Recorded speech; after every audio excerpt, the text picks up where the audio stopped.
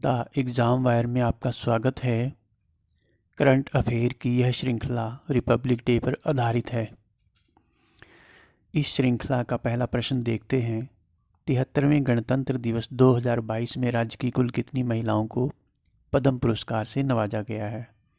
तो सही उत्तर है बी, कुल 3 महिलाओं को पद्म पुरस्कार से नवाजा गया है। तो तीनों महिलाएं देख लेते हैं। पहली महिला हैं बसंती देवी।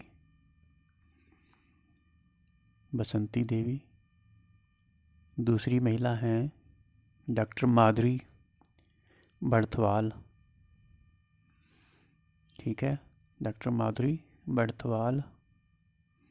और तीसरी महिला हैं वंदना कटारिया। और इन तीनों महिलाओं को पद्मश्री पुरस्कार से नवाजा गया है।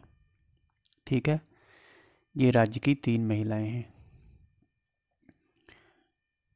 प्रश्न संख्या 2 देखते हैं।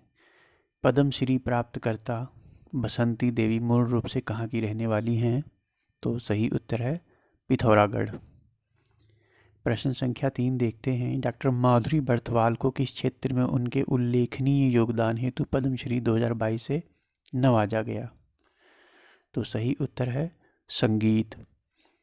और आपको बता दें, डॉक्टर माधुरी बड़थवाल उत्तराखंड आकाशवाणी की पहली महिला अनाउंसर थीं और ये यमकेश्वर की रहने वाली हैं। यमकेश्वर पौड़ी गढ़वाल। ठीक है, यमकेश्वर पौड़ी गढ़वाल याद रखिएगा। और यदि आप गांव का नाम जानना चाहें तो इनके गांव का नाम है दमराड़ा। ठीक है, दमराड़ा गांव है। प्रश्न संख्या 4 देखते हैं। निम्नलिखित में से किस महिला को 2019 में नारी शक्ति पुरस्कार से नवाजा जा चुका है? तो सही उत्तर है डॉक्टर माधुरी बड़थवाल। प्रश्न संख्या 5 देखते हैं। पद्मश्री प्राप्तकर्ता 2022 डॉक्टर माधुरी बड़थवाल किस राज्य के किस जिले से हैं? तो अभी बताया पौड़ी गढ़वाल। ठीक है। प्रश्न संख्या 6 देखिए। पद्मश्री 2022 बसंती देवी ने किस नदी के अस्तित्व को बचाने के लिए मुहिम शुरू की थी? तो सही उत्तर है कोसी नदी। प्रश्न संख्या 7 देखते हैं। राज्य के किस खिलाड़ी को 73वें गणतंत्र दिवस 2022 में पद्मश्री से नवाजा गया है? तो सही उत्तर है वंदना कटारिया। ठीक है। और आपको बता दें, वंदना कटारिया हरिद्वार के रोशनाबाद की रहने वाली हैं। ठीक है, हरिद्वार के रोशनाबाद, ये भी याद रखिएगा, रोशनाबाद की रहने वाली हैं। और आपको बता दें, वंदना कटारिया को पिछले वर्ष यानी कि 2021 में अर्जुन पुरस्कार से भी नवाजा जा चुका है। ठीक है, अर्जुन पुरस्कार, और इस बार इनको पद्मश्री से नवाजा गया। ठीक है। और आपको ये भी बता दें, हैट्रिक लगाने वाली, ओलंपिक में हैट्रिक लगाने वाली पहली भारतीय महिला हॉकी खिलाड़ी भी यही हैं। ठीक है। तो प्रश्न संख्या 8 देखते हैं। निम्नलिखित में से कौन सा जोड़ा सुमेलित नहीं है? तो नीरज चोपड़ा पद्म भूषण, वंदना कटारिया पद्मश्री, सुमित अंतिल पद्मश्री और देवेंद्र झांझरिया पद्म भूषण। तो इसमें सही उत्तर है नीरज चोपड़ा पद्म भूषण। ये जोड़ा सुमेलित नहीं है, बाकी सब सुमेलित हैं। तो आपको बता दें, कुल 128 हस्तियों को पद्म पुरस्कारों से नवाजा गया था। ठीक है। और इनमें से केवल 9 खिलाड़ियों को, ठीक है, 9 खिलाड़ियों को पद्म पुरस्कार दिया गया। ठीक है। और 9 खिलाड़ियों में से मात्र एक खिलाड़ी को, जिसका नाम है देवेंद्र झांझरिया, पद्म भूषण दिया गया। बाकी शेष 8 खिलाड़ियों को, ठीक है, बाकी 8 प्लेयर्स को पद्मश्री से नवाजा गया। ठीक है। तो याद रखिएगा। उनमें से एक उत्तराखंड की वंदना कटारिया भी हैं। प्रश्न संख्या 9 देखते हैं। 73वें गणतंत्र दिवस 2022 में प्रधानमंत्री नरेंद्र मोदी जी ने किस राज्य की टोपी को पहना था? तो सही उत्तर है उत्तराखंड। ठीक है, उत्तराखंड। और जो इन्होंने अंगवस्त्र धारण किए थे, ठीक है, टोपी उत्तराखंड की और अंगवस्त्र जो धारण किए थे वो थे मणिपुर के। ठीक है, इसे भी याद रखिएगा। और आपको बता दें, जो टोपी पहनी थी उस पर ब्रह्म कमल बना हुआ था। ठीक है, ब्रह्म कमल। और ब्रह्म कमल उत्तराखंड राज्य का राजकीय पुष्प भी है। ठीक है, ये तो आप जानते ही होंगे। ठीक है, प्रश्न संख्या 10 देखते हैं। 73वें गणतंत्र दिवस 2022 में राजपथ दिल्ली पर प्रदर्शित राज्य की झांकी में चारों धामों में से किस धाम को प्रदर्शित किया गया? तो सही उत्तर है बद्रीनाथ। और बद्रीनाथ को विशाल बद्री के नाम से भी जाना जाता है। ठीक है, विशाल बद्री।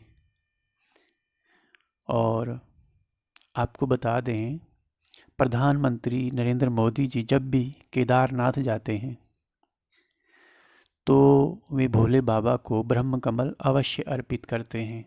ठीक है, और मोदी जी 5 बार, ठीक है, 5 बार केदारनाथ जा चुके हैं। ठीक है, और अंतिम बार यानी कि 5वीं बार 5 नवंबर 2021 को केदारनाथ गए थे। ठीक है, इसे भी याद रखिएगा।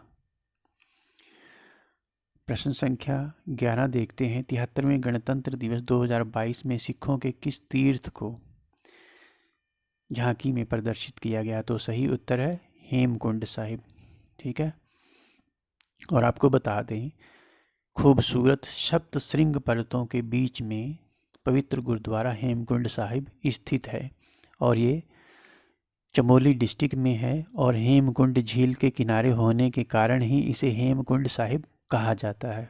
ठीक है, और आपको ये भी बता दें, हेमकुंड साहिब गुरुद्वारा विश्व में सर्वाधिक ऊंचाई पर स्थित गुरुद्वारा है। ठीक है, विश्व में सर्वाधिक ऊंचाई पर, शायद ये आपको नहीं मालूम था तो मैं आपको बता दूं, विश्व में सर्वाधिक ऊंचाई पर स्थित गुरुद्वारा है। और समुद्र तल से इसकी ऊंचाई यदि जानना चाहें तो 4329 मीटर है। ठीक है, तो प्रश्न संख्या 12 देखते हैं।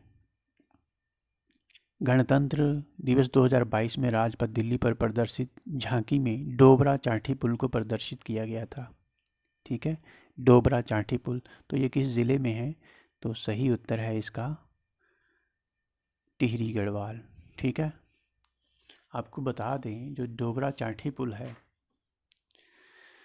ये टिहरी झील के ऊपर बना है।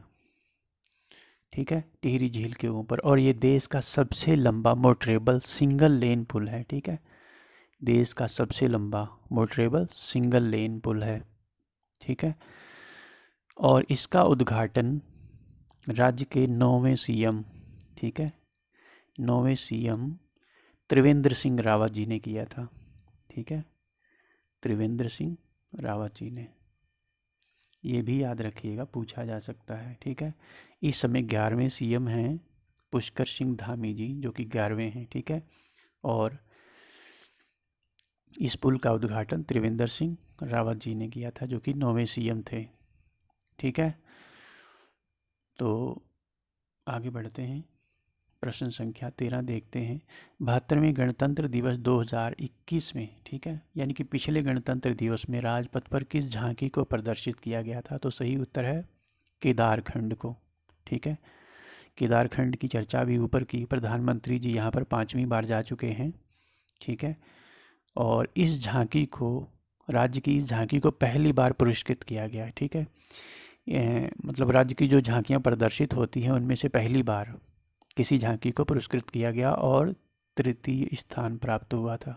ठीक है, प्रथम स्थान जो है उत्तर प्रदेश की झांकी को था और दूसरा स्थान जो था वो सिक्किम की झांकी को था। ठीक है, माफ़ी चाहता हूँ, त्रिपुरा की झांकी को था। और तीसरा स्थान था उत्तराखंड की झांकी को। ठीक है, तो इसे भी याद रखिएगा। प्रश्न संख्या 14 देखते हैं। 73वें गणतंत्र दिवस 2022 में राजपथ दिल्ली पर प्रदर्शित राज्य की झांकी की थीम क्या थी, किस थीम पर आधारित थी? ये प्रश्न भी वेरी इंपॉर्टेंट है, संभवतः आपको आगामी किसी प्रतियोगी परीक्षा में अवश्य पूछा जाए। तो थीम थी प्रगति की ओर बढ़ता उत्तराखंड। ठीक है, प्रगति की ओर बढ़ता उत्तराखंड। प्रश्न संख्या 15 है। देश के प्रथम CDS जनरल बिपिन रावत जी को मरणोपरांत किस पुरस्कार से नवाजा गया है? तो सही उत्तर है पद्म विभूषण। पद्म विभूषण पद्म पुरस्कारों में प्रथम स्थान रखता है, फिर 2 पर पद्म भूषण और फिर 3 नंबर पर पद्मश्री होता है। ये इनका क्रम है। ठीक है, तो बिपिन रावत जी को पद्म विभूषण पुरस्कार से सम्मानित किया गया था। और आपको बता दें कुल 128 हस्तियों को पद्म पुरस्कारों से नवाजा गया था। उन 128 में से 34 महिलाएं थीं। ठीक है, 34 महिलाओं को नवाजा गया है। ठीक है, और उन 34 महिलाओं में से 3 महिलाएं उत्तराखंड की थीं। ठीक है, और 128 में से कुल 9 खिलाड़ियों को पुरस्कार दिया गया था। ठीक है, उनमें से 1 खिलाड़ी उत्तराखंड की है। ठीक है, मात्र 1 खिलाड़ी को पद्म भूषण दिया गया। ठीक है, बाकी शेष 8 को पद्मश्री दिया गया। तो ये थी हमारी श्रृंखला, गणतंत्र दिवस की क्विज पर आधारित थी, और उम्मीद है आपको ये प्रस्तुति हमारी पसंद आई होगी। आपको बता दें आगामी प्रतियोगी परीक्षाओं में यहाँ से 100% प्रश्न पूछा जाएगा, 100%। ठीक है, तो सभी प्रश्नों का आप तैयार कर लीजिएगा, और वीडियो को लाइक भी अवश्य कर दिए, और चैनल को अभी तक यदि आपने सब्सक्राइब ना किया हो तो अवश्य सब्सक्राइब कर लें। हमारे चैनल पर आपको ऑथेंटिक और exam oriented study material provide कराया जाता है। और वीडियो के अंत में उत्तराखंड राज्य की झांकी को एक बार अवश्य देख लीजिएगा, और यदि आपने देख लिया है तो एक बार पुनः देख लीजिएगा, क्योंकि उत्तराखंड की झांकी वास्तव में दिल को छू लेने वाली थी। ठीक है, वीडियो को देखने के लिए आपका बहुत बहुत धन्यवाद। Subscribe now and press the bell icon. Never miss an update.